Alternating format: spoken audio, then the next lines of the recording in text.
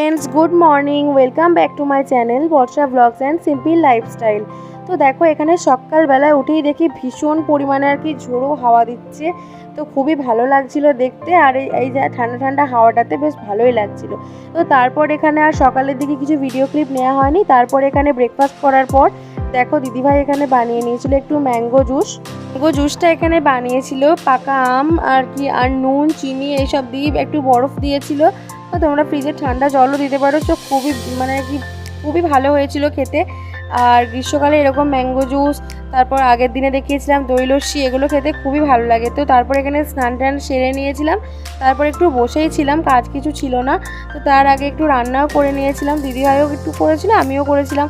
তো এখানে বানিয়েছিলাম আজকে লাউ পোস্ত, মানে লাউ শাকের আর কি পোস্ত, ঢ্যাঁড়স ভাজা, আর এখানে আর কি বরবটির তরকারি, আর একটু ঢ্যাঁড়স দিয়ে সয়াবিন দিয়ে এসব দিয়ে একটু তরকারি ছিল। তো তারপর দেখো ননি এখানে স্কুল থেকে চলেও এসছে, আর আমাদের তারপর লাঞ্চও হয়ে গেছে। তারপরে বৃষ্টি নেমেছিল, তো দুপুর 1টা থেকে বৃষ্টি হচ্ছিল, সকালের দিকটা ঝোড়ো হাওয়াই দিচ্ছিল, বাট বৃষ্টি তখনও নামেনি। কিন্তু যেই 1টা-1:30 বাজলো তখন থেকেই বৃষ্টি নেমে গেছিলো। আর মানে দেখতে এত ভালো লাগছিল যে দেখো খুবই সুন্দর লাগছিল, গাছের পাতাগুলো যেন আরও সবুজ লাগছে, আর খুবই ভালো লাগছিল। যেহেতু এখন আর কি সকালে স্কুল হয়, তো ওর আসতে একটু দেরিও হয়। তো আর এখানে দেখো মানে এমন ঝড় দিচ্ছিল আর কি, তো কাকিমাদের এখানে যে টবের মধ্যে যে গাছটা লাগানো ছিল, তো ওটা পড়ে গেছিলো, অনেকটাই বড় ছিল। আর তারপর বিকালে একটা মানে আর কি দুপুরের দিকে একটা ভালো ঘুম দিয়ে নিয়ে বিকালবেলা উঠে ভাবলাম দিদিভাই আমি দুজন মিলে ঠিক করলাম যে আজকে খিচুড়ি বানাবো। যেহেতু বৃষ্টিও পড়ছিল, আর বৃষ্টির ওয়েদারে খিচুড়ি খেতে খুবই ভালো লাগে। তো তাই জন্যই আর কিছু না ভেবে আমরা খিচুড়ি বানানোর জন্য প্রিপারেশন নিয়ে নিয়েছিলাম। আর তারপর দেখো এখানে চাল মানে আর কি চাল সেদ্ধ করতে বসিয়ে দিয়েছিলাম। আর এখানে আমি একটু আদা জিরে বাটা, তারপর পেঁয়াজ বাটা, রসুন বাটা এসব করে নিয়েছিলাম।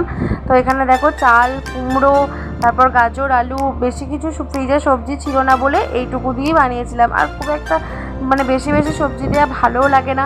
তো এখানে চালটাও অর্ধেকের ওপর সেদ্ধ হয়ে গেছে, আর চালটা আর কি মানে হাঁড়িটা অন্য জায়গায় বসিয়ে তারপর এখানে কড়াইয়ের মধ্যে তেল দিয়ে নিয়ে একটু পেঁয়াজগুলো ভালোভাবে মানে পেঁয়াজ বাটাটা ভালোভাবে ভেজে নেওয়ার পর তারপর টমেটোগুলো দিয়ে দিলাম। আর তারপর একটু নুন দিয়ে টমেটোটা ভালো করে যতক্ষণ না গলে যায় আর কি ততক্ষণ পর্যন্ত টমেটোটা ভেজে নিলাম। তারপর দেখুন এখানে বাকি মশলাগুলো দিয়ে ভালো করে কষিয়ে নিয়ে তারপর আবার ওই মশলাটা খিচুড়িটার মধ্যে দিয়ে দিলাম।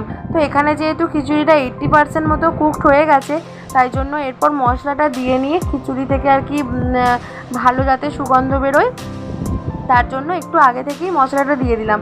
আর যেহেতু ভাজা হয়ে গেছে সেহেতু কাঁচা গন্ধ ওঠার কোনো আর কি ভয় নেই, তাই জন্য তারপর দেখো এখানে দিয়ে ভালো করে নেড়ে চেড়ে তারপর আবার খানিকক্ষণ আর কি এটা ভালোভাবে যতক্ষণ না পর্যন্ত ঘন হয় ততক্ষণ পর্যন্ত ভালোভাবে নাড়তে হবে।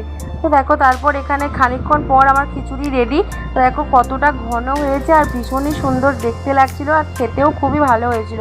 তো তারপর এখানে একটু জিরে লঙ্কার ফোড়ন দিয়েছিলাম, ফোড়নের জন্য জিরে আর লঙ্কা ভাজা তেল দিয়ে। তো সেটার আর ভিডিও ক্লিপ নেওয়া হয়নি, ওটাও তোমরা দিতেও পারো না দিতেও পারো। তো আমার খুবই ভালো লাগে তাই জন্য আমি আর এখানে খিচুড়িটা নামানোর আগে আমি একটু ধনেপাতাও দিয়ে দিয়েছিলাম। তো তারপর এখানে করে নিয়েছিলাম ডিম ভাজা। চলো আমরাও তখন খিচুড়িটা খেয়ে নিই, আর তোমরাও ভিডিওটা দেখে লাইক কমেন্ট অ্যান্ড সাবস্ক্রাইব করে দিও। টাটা।